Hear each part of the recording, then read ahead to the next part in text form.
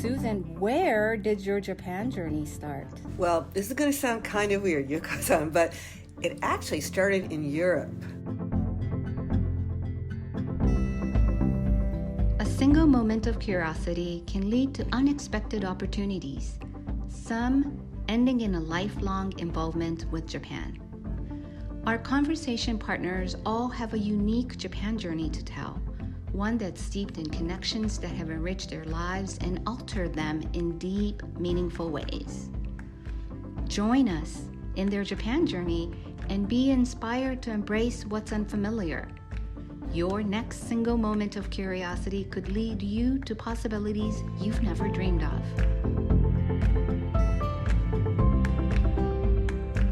This is My Japan Journey. I'm Yuko Honda from the Japan Society of Boston. Welcome, Susan Napier. Thank you. Susan Napier is the Goldwaite Professor of Rhetoric and Japanese Study at the Tufts University.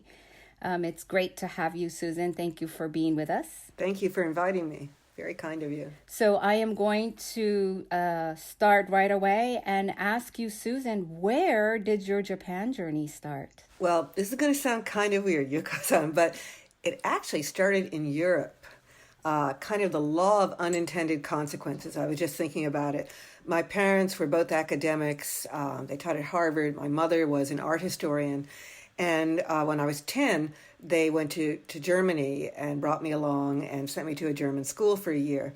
And my mother dragged me to, or from her point of view, she was trying to cultivate me and make me a sophisticated, cosmopolitan person. But she dragged me to cathedrals and museums and all kinds of cultural stuff like that. And I hated it.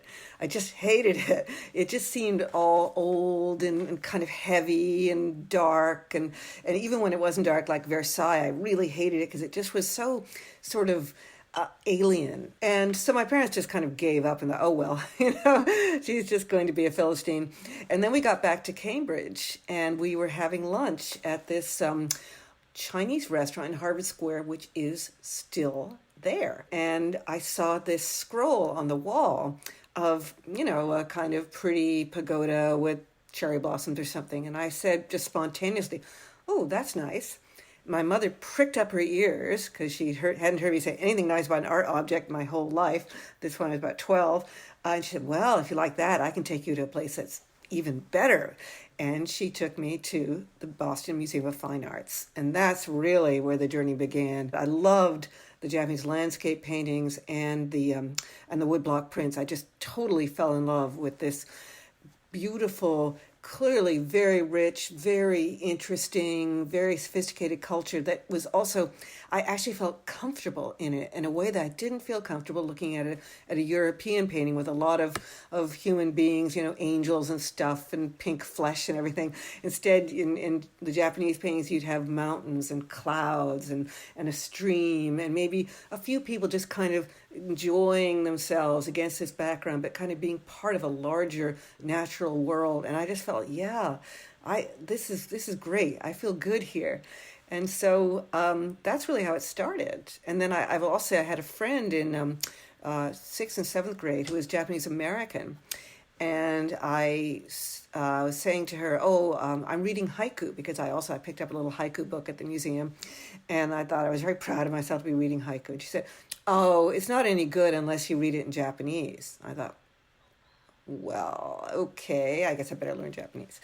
So a couple of years later, I was in another school, a small girls' school in Cambridge called Buckingham. It's now Buckingham, Brown and Nichols. And I was talking to the head, a woman named Mrs. Stowe, and I said, well, I'd really like to take, and I remember my conversation with Margaret, Japanese. And she said, fine. I still remember those days of learning, and it was terribly exciting. You were kind of learning all these new things, like even the wa karimasen, yes, I don't understand. And you learn that yes has a different way of being used in Japanese culture. Just, on the first page, you're already learning these really interesting cultural details as well as linguistic ones. Then Mrs. Stowe had this great idea. She said, We send a lot of people to Paris for, senior year.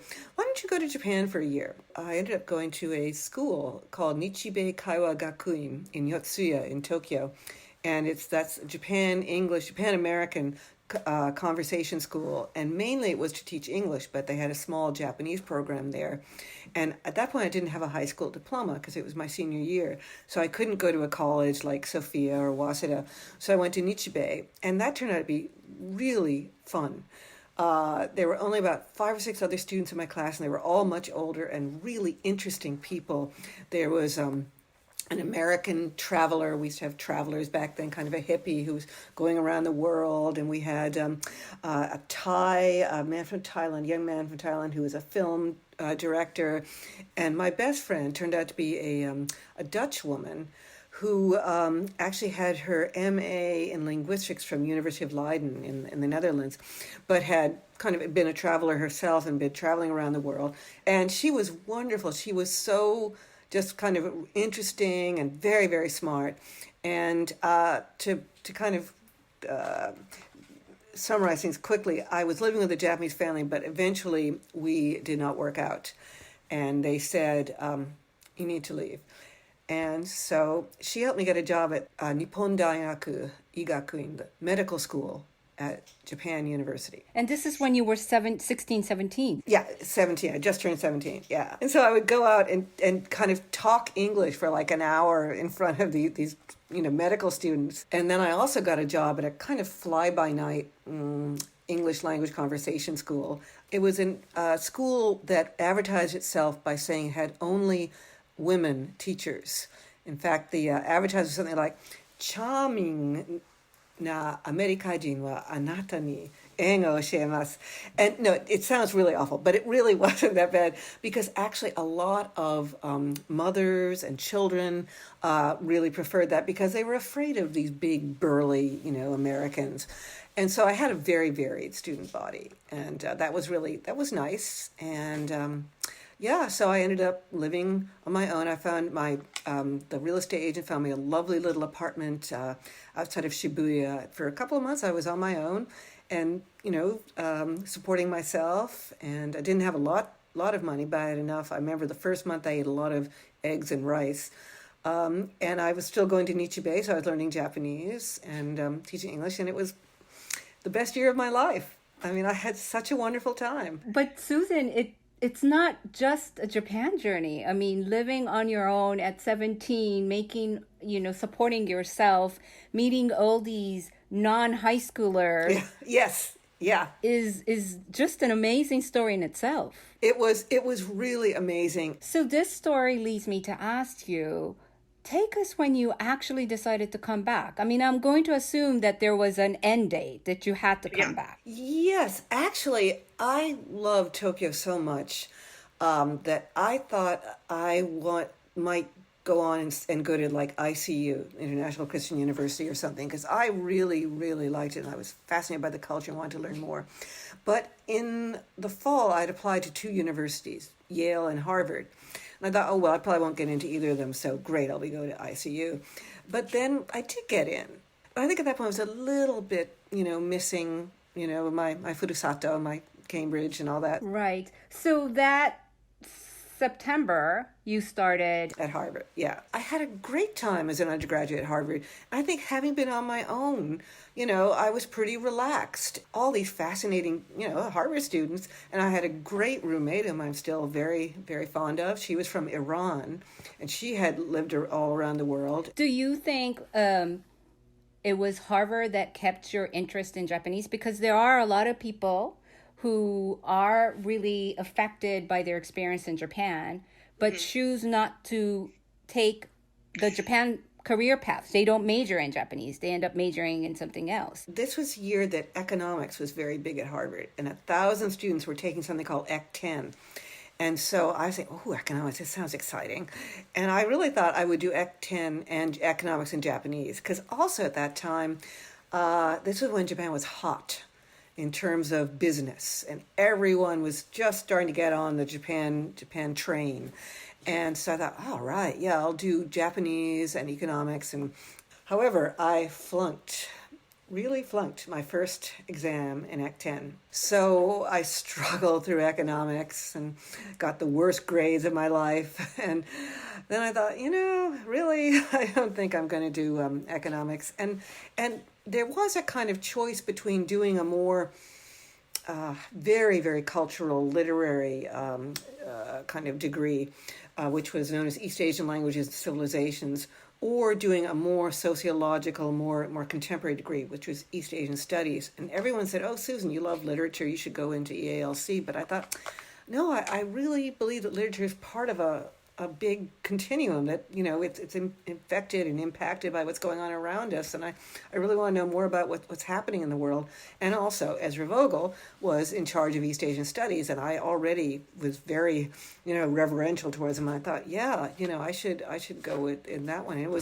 I never regretted it.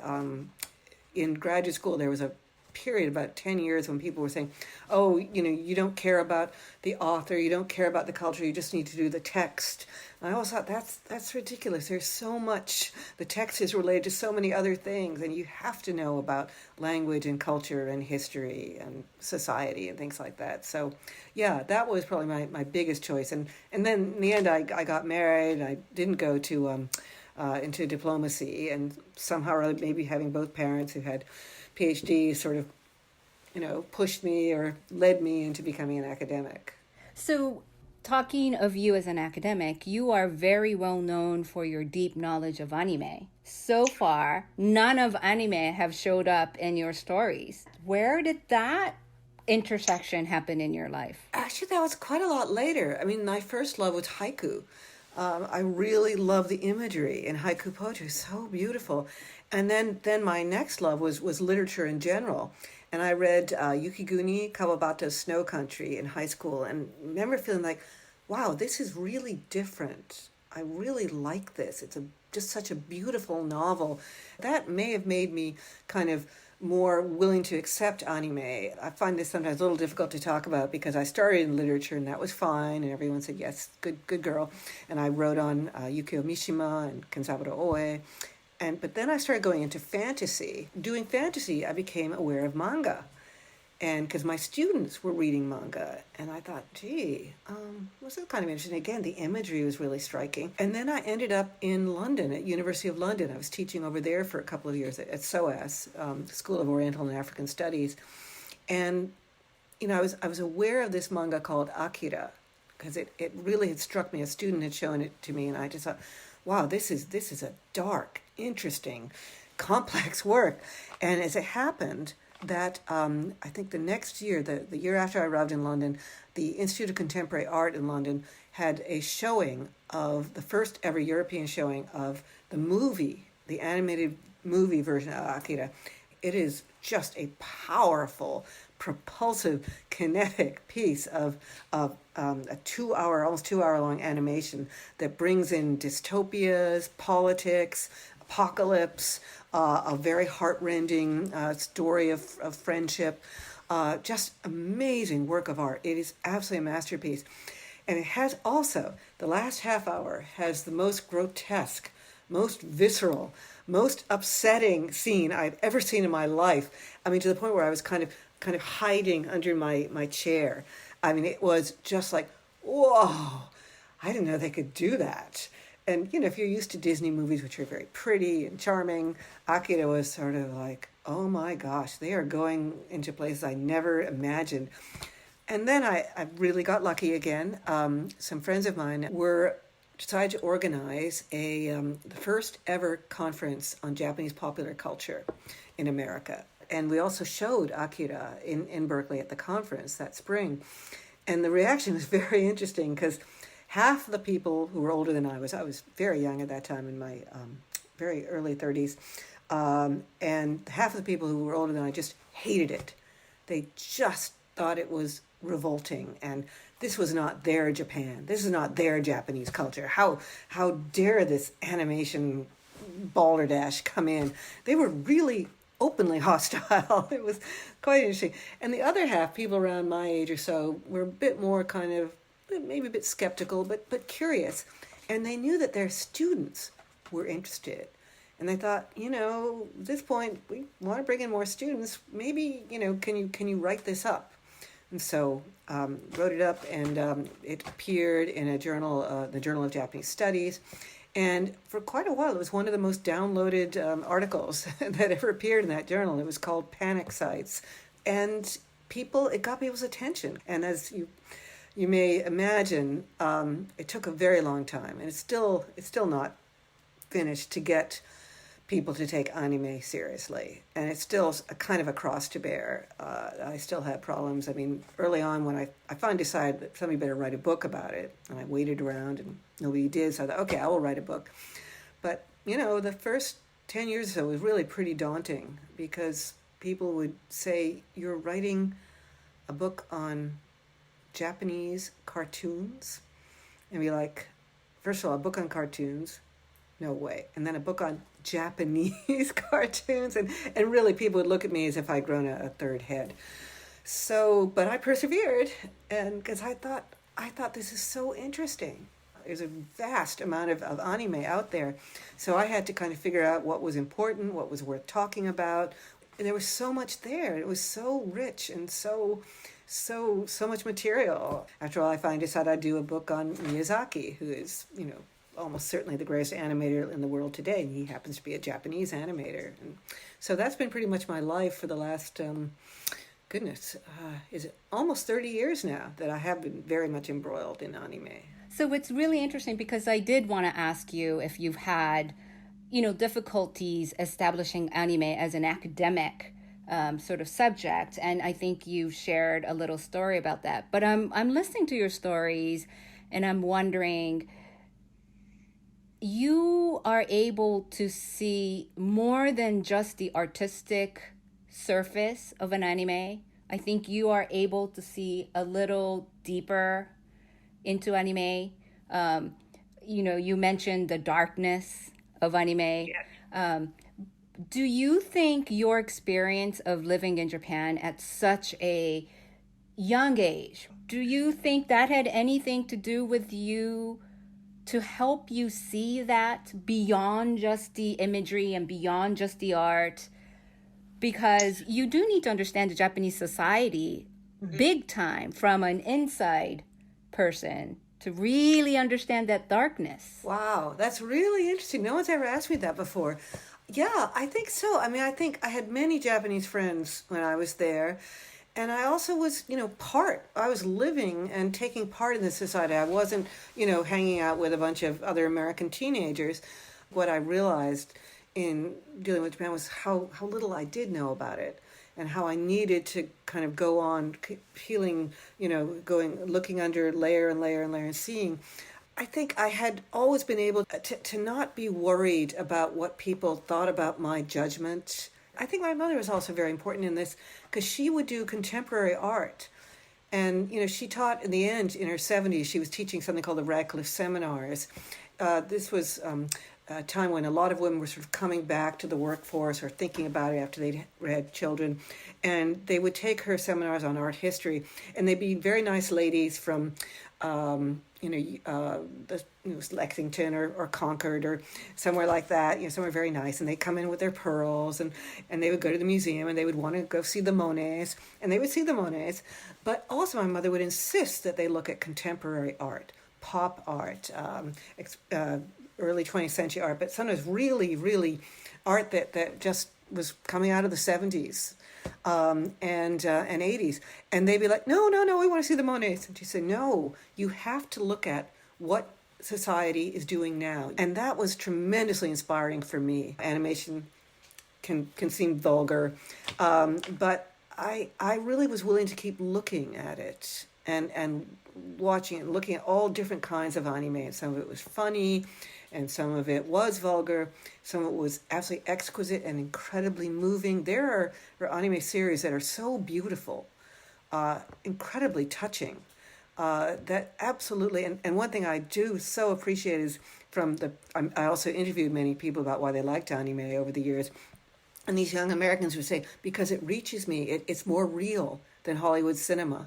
They do talk about dark stuff. They do talk about sadness and fear and depression and things like that. And sometimes it's expressed through these amazing animated images, but they don't insist on the Hollywood happy ending. They don't insist on tying everything up with a ribbon.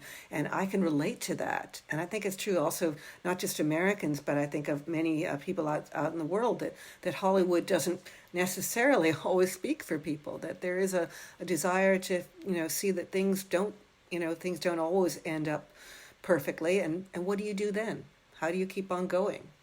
And that's one reason why I like Miyazaki so much, because I think he's very, he's family friendly, but his works are complex works that don't give you easy answers. I did a book in which I spent a couple of years going to anime conventions and interviewing fans.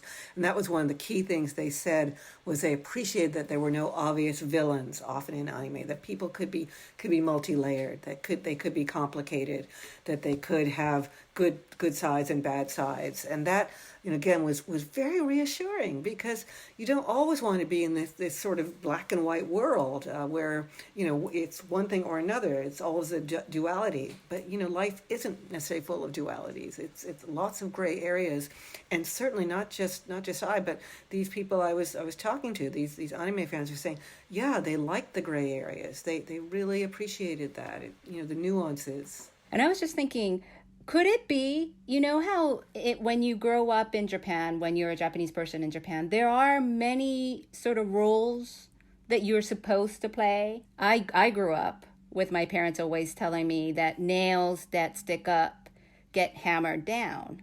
Mm-hmm. But when I went to college in the United States, I went to a women's college in the United States. So, there was Yuko who was told by her friends, like, you need to step up, you need to advocate for yourself, you need to, speak up and be more opinionated. And 14 hours later, just 14 hours on the plane later, I'm told you need to, nails that stick out, get hammered down. That's an extreme example, but I think a lot of people in Japan experience that, right? For instance, you are a sarariman, a businessman, and you're supposed to play a certain role when you're young, certain role when you're older.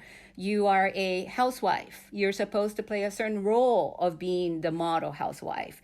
And I almost feel that pressure of really being your own self and yet maintaining harmony in that society kind of creates that sort of dual, there's no right and wrong, that's both me. Do you see any of that? Oh, I think that makes a lot of sense. I hadn't thought of it quite that way, but I think it does make sense that, because you're aware of just how, honnen tatemaya, how you appear to other people and your real self, and it's complex. Whereas Americans are always like, well, I'm me, and you got to take me for who I am. You made me think of something. I gave a talk a couple of years ago at Tokyo University, Todai, on Mishima and Miyazaki. And one thing I thought about when I was writing that talk was, it's also not just Mishima and Miyazaki, but people like Murakami Haruki, and all these, and Oe. All these really great creative people. And I thought, is it possible, because in Japan you have the nail sticking up, this gets hammered down, that almost in reaction to this, when people are creative, they are really creative. They are just really off the charts, exciting. Oh, and Murakami Takashi, the artist, this very interesting compartmentalized and hierarchical society.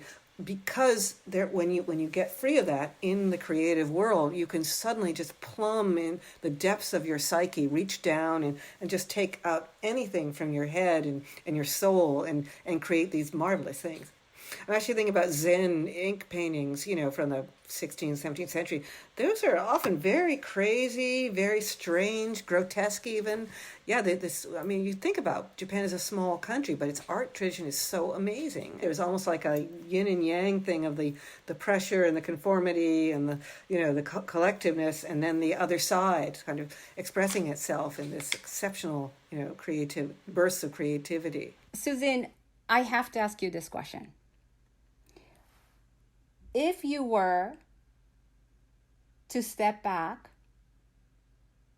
how do you think your connection to Japan have changed your life? Japan has meant so much to me. It's just meant so much. And I mean, I think it's given me a new way of definitely a different approach to the world. I think one thing that's been very important is always been interested in the environment. I did actually grow up partly on a farm, and I think teaching Miyazaki and sort of getting into kind of Shintoism and the sort of way people in Japan or traditionally have seen the connections with nature and the environment and humans in a very different way from the West. So that's one way that I think I can see absolutely my whole worldview shifted. But also just, I think, well, knowing that a place like Japan exists is also kind of important to me, that there is still a world of graciousness that even now, I'll go into a coffee shop in Japan, there will be politeness and a kind of sense of a work ethic and just a kind of a world that is, it definitely, Japan has its tremendous issues, but it still kind of works pretty well as a society. And knowing that Japan is there in a world that is so kind of chaotic and dark right now, I do see it as a kind of very, special place. I always think of Miyazaki has this movie called Kaze no Tani no Nausicaa, or Nausicaa, the Valley of the Wind, which is a great movie. But even greater is his manga that he wrote with it. It's a 7-volume manga. And at the end of it, Nausicaa, his heroine, is having this kind of big debate with someone about, what sort of the meaning of life, really. And he says to her, life is light. And she said, and this is where the dark side comes in, Yuka-san. She says, no, life is a light that shines in the darkness. And to me, that's a very Japanese vision that, yes, there is darkness, but there's also light within there, and it can illuminate and be radiant and give us hope.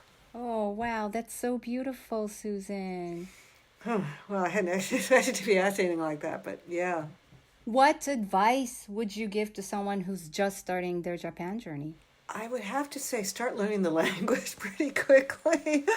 I mean, it is a difficult language. And I think also, it's if you possibly can, go there, even going for a month or so. I mean, I have many students who just went for 6 weeks or something, and they come back really quite transformed. They've seen a way of life that, yes, it's urban and it's modern and in some ways it's westernized, but it's also different. And that is a very cool thing to learn as part of your journey, just how many other cultures are out there. And if this culture works for you, it can be incredibly revitalizing and can give you a new way of looking at the world and life itself.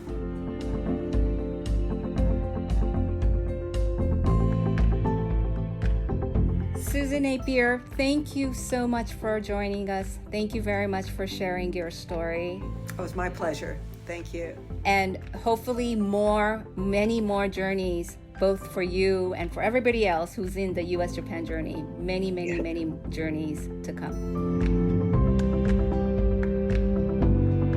Support for My Japan Journey comes from the Japan Foundation Center for Global Partnership.